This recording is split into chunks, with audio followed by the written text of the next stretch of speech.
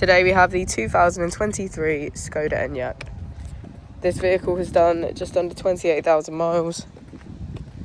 It has an automatic transmission and a fully electric motor. To the left of our steering wheel, we have voice control as a feature, as well as our heated steering wheel function. Just below, we have cruise control. To the right of our steering wheel, we have our assist systems, automatic headlights, and our keyless ignition.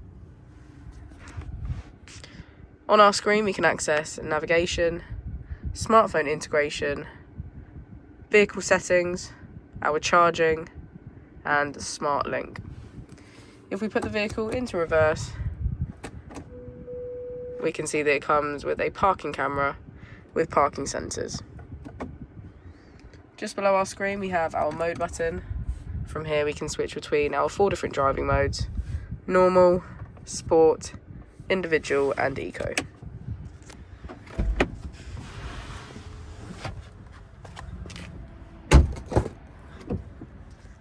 As we go into the back of the vehicle, we can see that all of our seats have a black leather trim and get a good view of our panoramic roof.